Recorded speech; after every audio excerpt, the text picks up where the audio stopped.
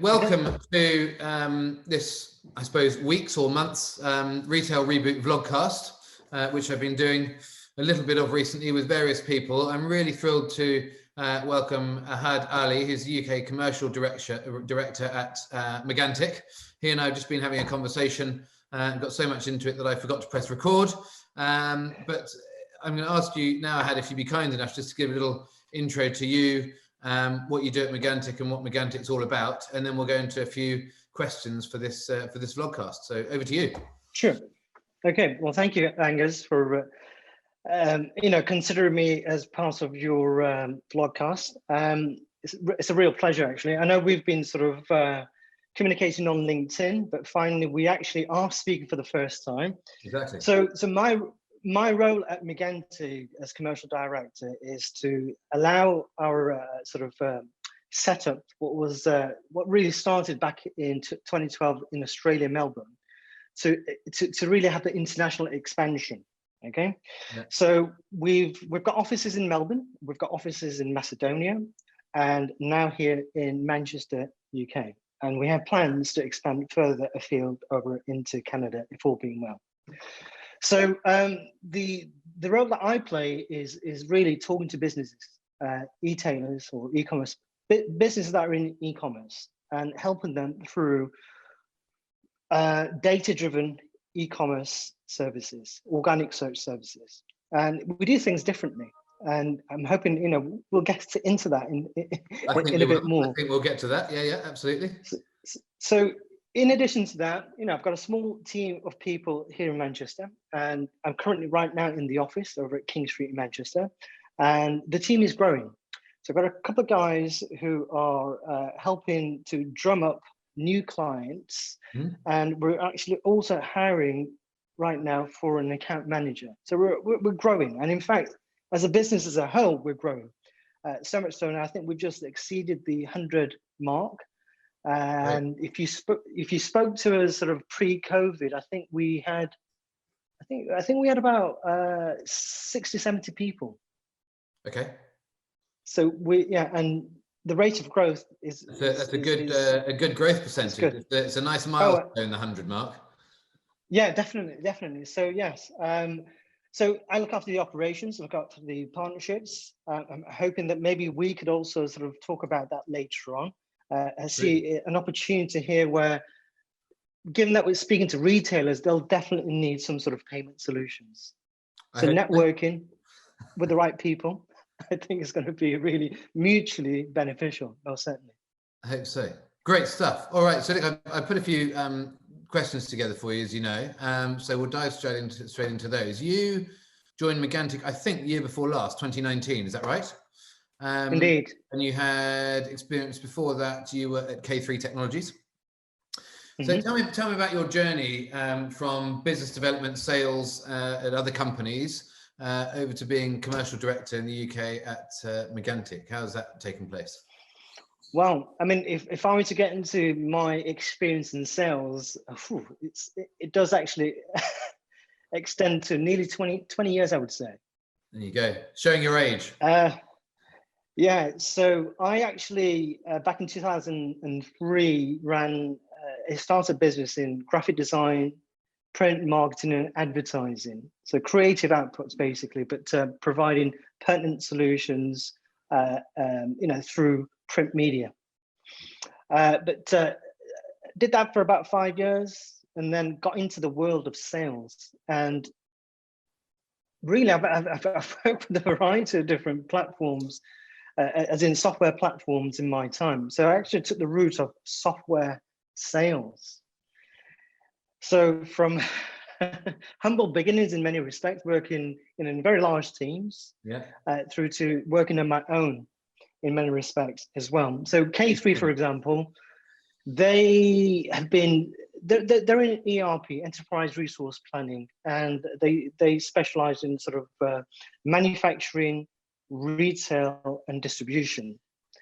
And this in many ways was a wonderful window into the world of retail operations, and also manufacturing operations and distribution operations. And I feel that having had that exposure, okay, it's given me so much more insight into the world of e-commerce operations, the challenges that people face, and potentially how to overcome that. And essentially, ERP, you know, in many respects, is a very big beast of a system that allows organization. Well, it sounds like you're probably familiar with ERP. Yeah. And it's a sort of complex setup, but it allows businesses to operate more lean, okay, become more sort of agile if they can, and profitable if possible. But that experience has really lent itself very well into, as I say, in the role that I'm in right now, as commercial director for Megantic and working within the e-commerce sector. And that's all we do. We specialize in just e-commerce businesses. I mean, don't get me wrong, if there's brick and mortar, so long as they have e-commerce operations, we will help. And it's through data-driven sort of strategies that we're able to sort of help our clients. Perfect. Great stuff. Thank you. Okay.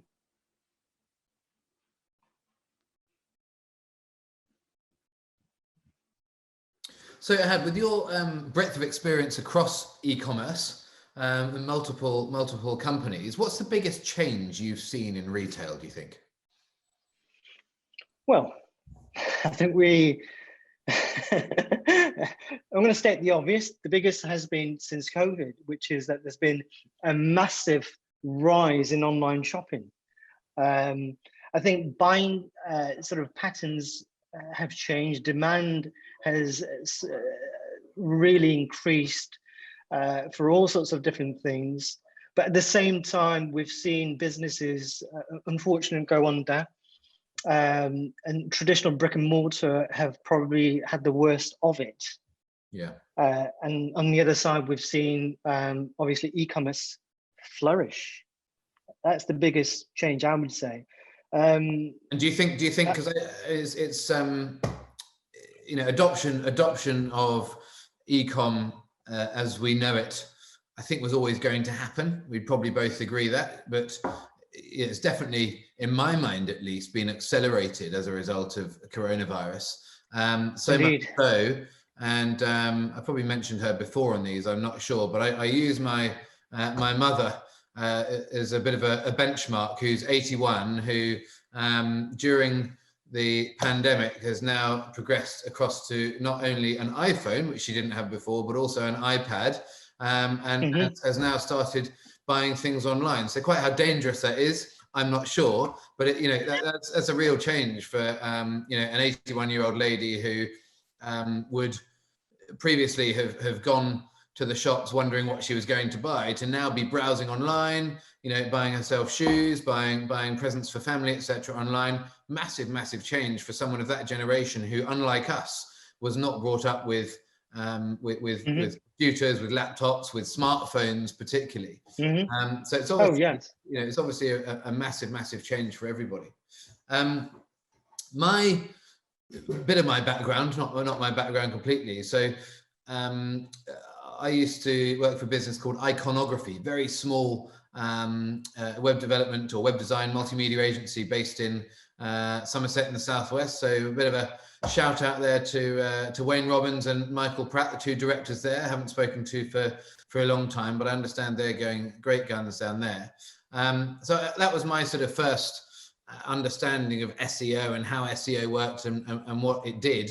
But things since I was there in 2008, I think I left that company to take the big move up to London. Things in SEO have changed dramatically.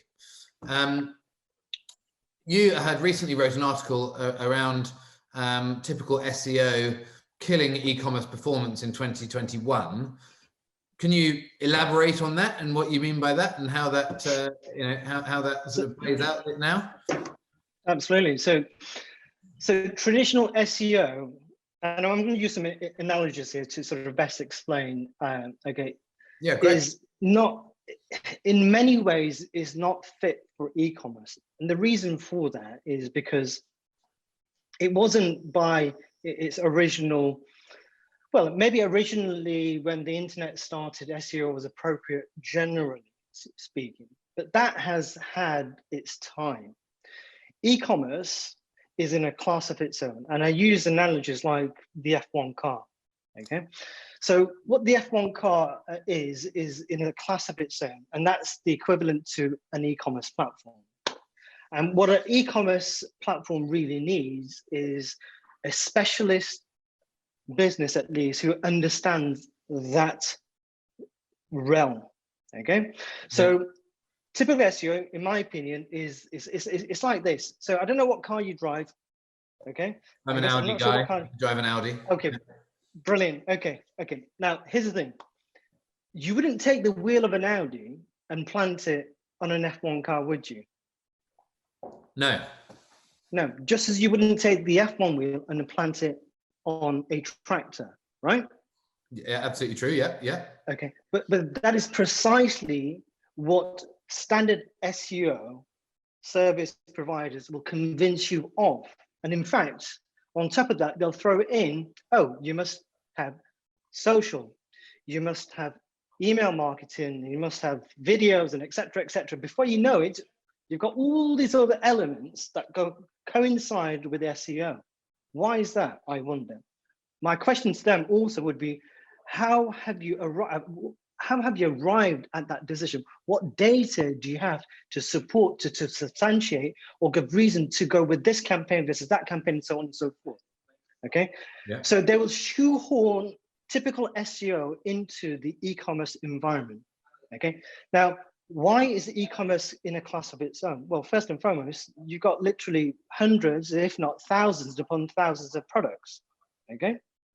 Yeah. And what you need is a dedicated specialist expert that understands the realms of e-commerce. So in many ways, we are the equivalent to the F1 team, and we regard the driver of that vehicle, let's just say it's Lewis Hamilton, okay, the equivalent of Lewis Hamilton, the clients who's driving that vehicle, whether it's Magento, Shopify, or anything else. Before you get onto that racetrack, that car needs to be fine-tuned and calibrated accordingly, so that when it hits the racetrack, which is very competitive, it has a good chance of winning. And let's not forget, an F1 vehicle doesn't have a service every 12 months or so. It needs to be tinkered with, calibrated for every race, okay? And it makes multiple pit stops. So as buying pattern changes, as Google algorithm alters, as the competition seeps in and muscles in, okay, as you bring in new products to the market, all these variables have a knock-on effect in the way you perform as a business. Our job, being responsible for revenue growth, requires us to go beneath the surface of the vehicle to ensure it can perform at optimal level. We have dedicated experts in the respective field to make that possible.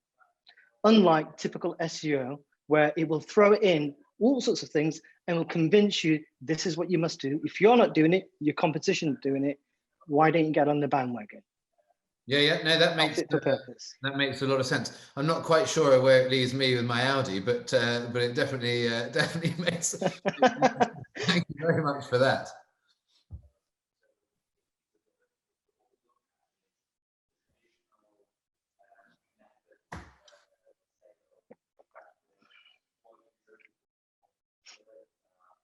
Had we just went in there to your analogy with F1 cars and how that aligns with proper SEO strategy for e-commerce retailers.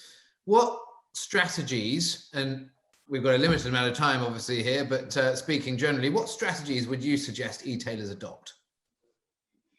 A data-driven strategy. Now, let me sort of unpack what I mean by that. Now, a standard sort of e-commerce hierarchy structure that typically relies, so that would rely on typical SEO, only allows the businesses to target a small percentage of the full market share.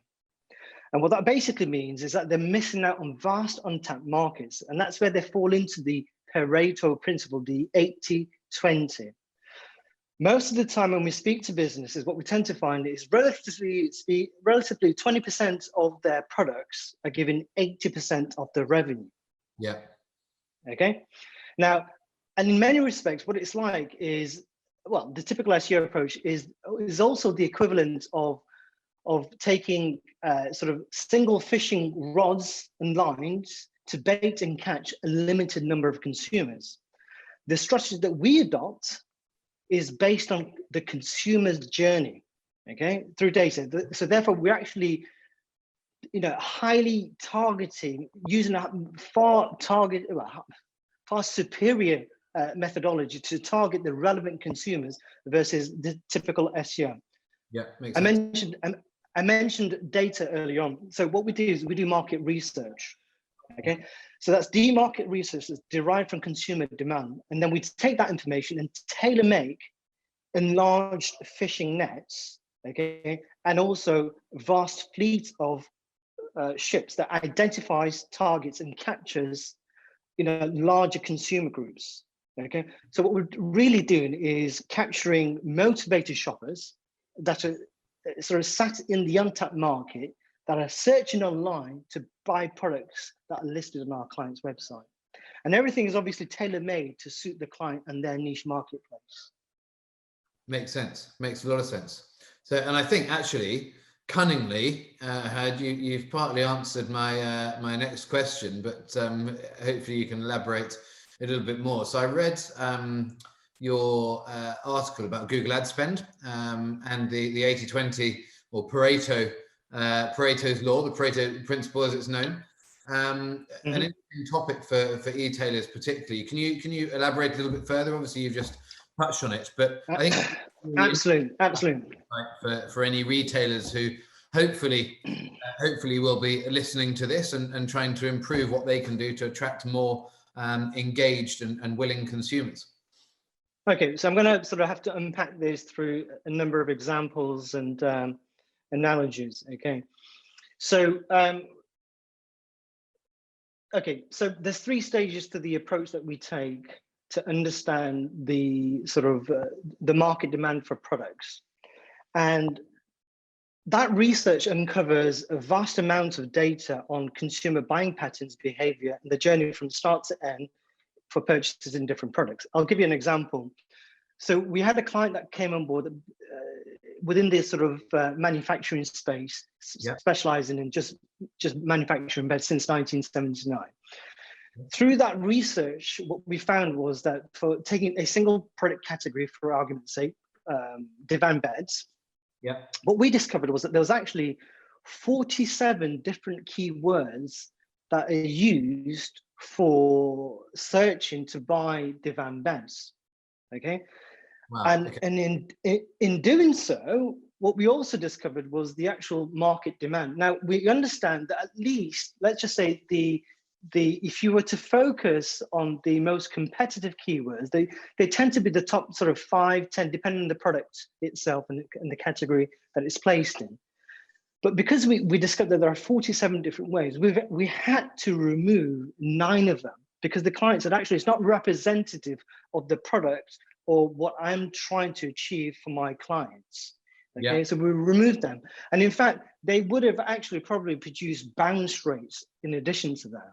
Okay, now what typical SEO approach does is that it goes in with sort of fishing rods, as I mentioned before. Okay, single fishing lines. So there could be like 5 different ways or highly competitive keywords because they're the most popular. And because they're the most popular, you are going to be spending quite a lot of money when it comes to sort of ads and shopping. Now, let's just say you earn the top spot this week, okay, because you spent X amount for these keywords. Come next week, it might be your competitors. And all you're doing is entering into this battle zone, okay?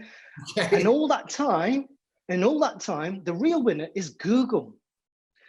The thing is that is not healthy for anyone because the chances are those competitive keywords are usually associated with the most popular products that are in demand. And usually what we tend to find, and not in all cases, of course, those popular products tend to have thin profit margins. Yep. So now imagine you've got thin profit margin products, okay, that have been sort of advertised, spend, okay, and then by the time someone's clicked on it, there's another spend gone on to that. So by the time you've sold it, is it really worth your while? Now, what if the shopper decides, you know what, I want to return it? What happens then? Okay, so in essence, margin you have if that's exactly. Exactly.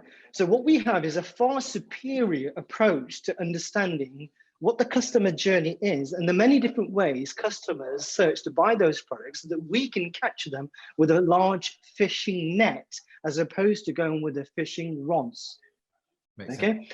And we don't do this, by the way, just for one or two categories. Now, clients could have literally 30, 40, 50, even 200 categories. Sure. Okay. Now, some of this really needs to be shown through, visual representations to appreciate what it is that I'm coming from. But I don't suspect we've got the time for that, or, but maybe another time. That's what you're saying to me. I mean, it definitely makes sense. I think, who knows where to go, and maybe you'll get some people contacting you who have a bit of interest in how this operates when we manage to go live with this vlogcast. But that's really given some insight into the way that that you and the business thinks. Thank you very much. Mm-hmm.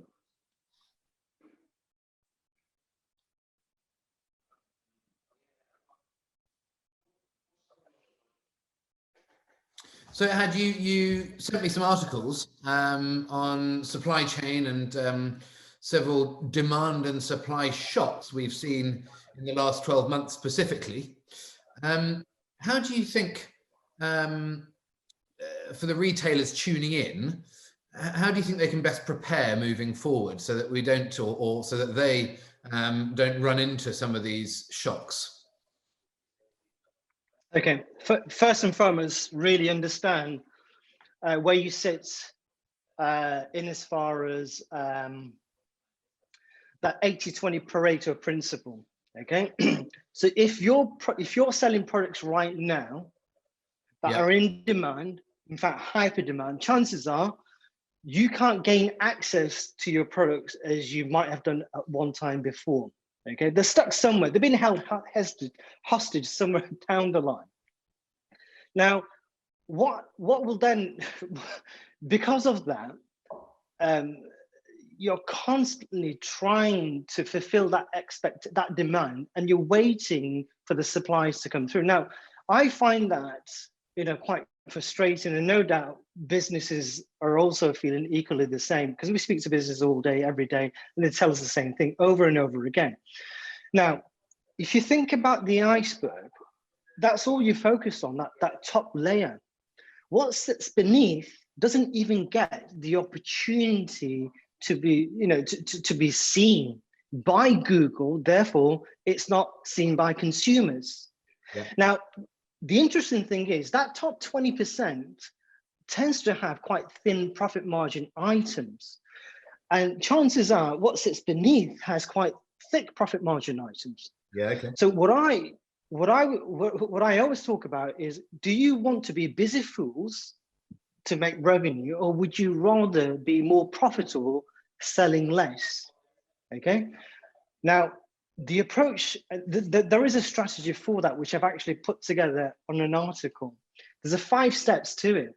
And if you follow those 5 steps, it allows you to be, first of all, empowered, gives you control over your supply chain arrangements, and to potentially create new supply chain agreements. Okay. More importantly, it allows you to sell products that you would normally not sell, because you have a strategy to make them visible, bring them to the surface.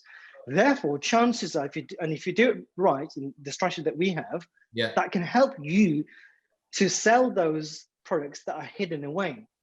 Now, majority of the times, what we tend to find is that quite a lot of products in categories are hidden away from Google, as I say, and therefore they're hidden away from consumers.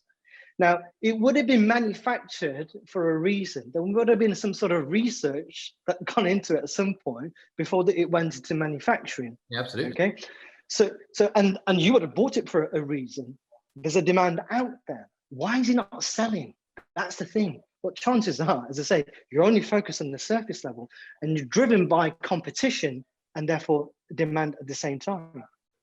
Okay, very interesting. Okay, so it's basically, if I were to summarize in my simple mind, my understanding, it's really understanding, how to drive the demand before bringing in all of that product that you're trying to sell, without actually focusing on how you're going to get people to your site who want to buy it.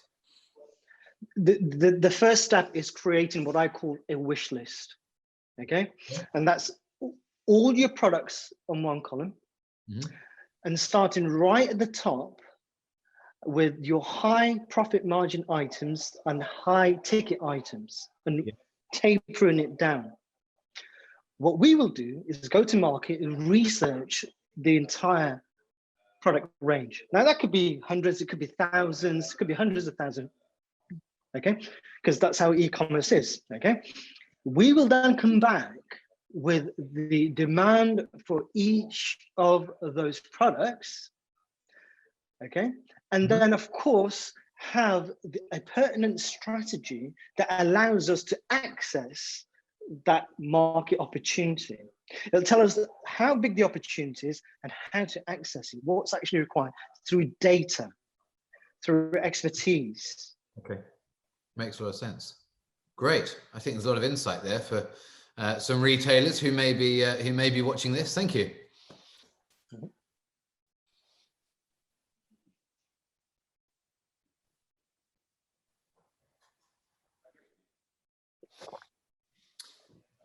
So I'm going to attack I'm probably not elephant in the room, but a much debated topic and potential problem for retailers. Some see as a problem, some see as an advantage. Obviously in the press, they had lots of recent coverage with Mr. Bezos himself. But order fulfillment is what I'm getting at. So it's crucial to customer satisfaction. And Amazon is often seen by a lot of retailers, large and small, as their biggest competitor in terms particularly of fulfillment and next day delivery. So there are, I can't actually remember. I should have remembered for this vlog, but I can't remember how many signed up members of Amazon Prime there are. But it's a vast number, all of whom expect and are able to get delivery of millions of items on next day delivery. How do you think e-tailers can keep up? And do you think that next day delivery should be put on hold whilst we're experiencing disruptions with logistics, etc.? I think the very first thing that pops to my mind is setting the correct expectations as far as customer expectations is concerned, being honest and transparent with them. And if you've got supply chain issues, and then if you're relying on Amazon, and then that has problems, then I wouldn't want to speculate what, to be honest with you, I'd be hesitant to sort of suggest something because, I don't have a real answer for that, in all honesty. I'm not sure what to do. But I think we're driven by this. Let me put it into perspective. So my wife's pregnant at the moment, due at the end of May. Congratulations. Well, it hasn't happened yet, but thank you very much. Yes. The baby stuff is an absolute minefield. You may know yourself. Yes. But wow, this is not quite wondering why I've gone into payments. Should have gone into making baby stuff. It seems to last not very long and cost a fortune, but that's another story. But what's been so interesting is that lots of friends of ours have said, I've got a list of stuff you'll need when the baby arrives and stuff you should get beforehand and stuff which is a maybe, and you'll find out if you need it, so don't bother buying it immediately. And a number of people have said, well, don't get that immediately, because if you need it, you can always get it next day on Amazon. And it's really interesting the mindset of our generation, who are so used to being able to literally pick up their smartphone, search for an item, probably quite likely search on Amazon, not Google, for an item, and just click, and knowing that tomorrow they'll have it. And this, I think, has created an enormous amount of competition for retailers who are not using Amazon as a channel for their e-commerce business. Do you think that retailers should be looking to try and keep up with this? Or do you think they should continue in the way that they're able while setting real expectations for consumers? Okay, I would come back down to research. Okay, understand through your products what the actual market demand is, and align your business accordingly. Now, if you find that an X amount or XYZ type product should be on Amazon, then understand, what the demand might be through that channel, and line your products up accordingly. And just as, through Google, for example, Google search or any other channel, for argument's sake, it's knowing through data how to position the right channels for your competitive advantage. It's not to ignore, it's not to feel like they're in competition, it's really understand how to best utilize different channels to your business advantage. Makes sense. So it might not be the same for every e-commerce retailer, different based on your market, your target market, the product you're selling, where you're selling it, all those kind of parameters. Absolutely. Absolutely. Okay, great. Thank you. I hope that's answered it better than my initial. Not at all. So this is the pause bit, guys who are editing, by the way. I'm just looking for the next question to ask Ahad. You've been really great, Ahad, by the way. So let's Thank you. Here we go, the crunch bit. So Ahad, I couldn't not ask this, given what I do, but what parts do payments play in all of this? What are your thoughts around the innovation in the fintech space, and how does that fit into e-commerce strategies? QR codes, instant bank transfers, cashless society, etc. How does that all play its part in this when it comes to e-commerce retailers? I think that technology, first and foremost, is a massive enabler. And it's certainly, let's just imagine for a moment you're a one-man band, so to speak. Okay, being able to have the right merchant on your side allows that transaction to take place. But taking that a step further, you can get quite creative through different fintech solutions that enables those transactions to happen, but also it's that customer experience. It's also giving the customer more control over the way that they want to shop. And it really goes back to knowing who your consumers are and how to service them accordingly. With time, buying patterns change, as I mentioned at the beginning. So if you don't tune in to those changes and technological changes, then you are likely to miss out on opportunities. Therefore, chances are your competition will be taking up that space. So it's wise, it's prudent to consider the right technologies for the consumer and to enable the business. Yeah, it makes a lot of sense. So don't just go out there and sort of throw everything at it and hope something sticks, but understand your market. So again, your view on this is, look at the data, do the research, understand your market before jumping in feet first, basically. Yeah, absolutely. I mean, it's all about the consumer, and it's all about understanding the consumer, and that in the realms that I sit in requires data to substantiate decision making and to strategize accordingly, and then servicing accordingly. That's more powerful than traditional guesswork. Yeah, no, absolutely makes sense. And I think people, maybe even only 5 years ago, people were less understanding and appreciative of that. But I think, as we all get better at this, and our ability to get better has had to get faster in the last 12 months. So I think there's an increased understanding, across the plethora of retailers, certainly in Europe, that they need to change the way that they're doing things. And in order to do so, that means really understand who your customer is. And absolutely, if what you're selling is suitable for another demographic that you're not targeting, perhaps that's an option as well. Perhaps that could help you expand your business online in a way that previously you wouldn't have been able to.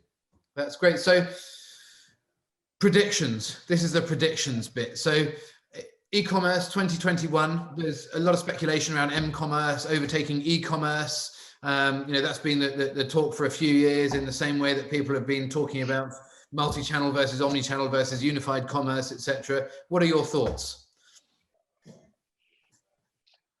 Well, is mobile going to take over everything? Is what I'm I'm not sure if it will entirely take over everything in the next year. Maybe, I don't know, maybe hazarding a guess here, of course, maybe in 3 to 5 years time, we are going to see some significant changes. Yeah. Well, actually, maybe even sooner, depending on what we're talking about, really. When we think about the pace of change through technology and competition driving technology as well, it starts to get quite scary in many respects, because it's like, it's just moving so fast. And I think maybe in the next 2 to 3 years, we are going to see some interesting things. I don't know what exactly. I don't want to sort of, I know there's going to be changes. What changes, I'm not sure exactly. But the thing that I do know is that you must understand through data what's going on, the patterns of behavior, okay? Because that's something that you can substantiate. I'm sorry, I sound like I'm selling here, but, but the reality is without data, we are going to be left sort of wondering, as I am just wondering right now. That data will give us some predictions, hopefully. Yeah. But as I say, as new technology comes to the marketplace, it changes the dynamics. As it changes the dynamics, it brings about all these sort of different patterns. Those patterns will then eventually mean something, whether you're a e-commerce, retailer, whatever, or whether you're a consumer, supplier, distributor, etc., etc. So it's going to bring about some interesting dynamics, I think. I don't know what exactly that. No, I think it is all about data. I absolutely agree with you. I mean, for me, the m-commerce thing, it's something we and certainly the payments industry have discussed for quite a few years. It's definitely starting to creep up.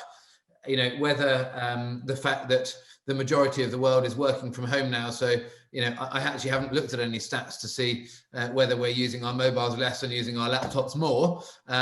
Possibly it is the case. My simple brain would tell me that that's common sense, but the fact, as I mentioned probably 15 minutes ago when we were chatting, my mother, who has bought things now on her iPad, and I believe her mobile at 81 years of age, shows that things are changing. People are becoming comfortable with the security of payments online. They're becoming comfortable with browsing for things and buying things that, not even 2 years ago, they would have wanted to see in person, maybe try on, maybe look at the quality of the item. But now we're becoming so comfortable with things being ordered from a smartphone, being delivered to your home. It comes in a package which you can reseal and send back at no cost to you, the consumer. There's almost no risk.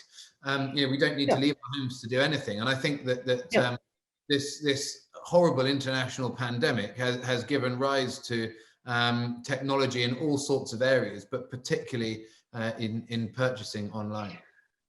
I think there are 2 key things that are at play. Number 1 being trust, and number 2 being convenience. Okay. So there are more and more people trusting in, let's just say, technology to provide convenience. Ultimately. So it's that convenience, being able to sort of buy something and then return it, as the example that you gave. Okay. Trusting, knowing that it's not just my money just going out the bank. There's a whole security structure in play or at play that allows for a peace of mind. So that trust factor, okay? And then convenience just makes it even more possible. So those 2 things, I think, play a big role in people's patterns of behavior when it comes to shopping online. Trust and convenience. And no doubt, that will show in all the data that you research to make sure that the SEO for your clients is spot on, regardless of where they're based, what they're selling, how they're selling it, and who they're selling it to. Yes. Great. Ahad, thank you so much. Thanks for taking the time to do this. It's been really great. It's now time to close off. This is, I think, the 4th or 5th episode of Retail Reboot. So big thanks to Ahad Ali, UK Commercial Director at Megantic. And until the next time, thanks everybody. Thank you.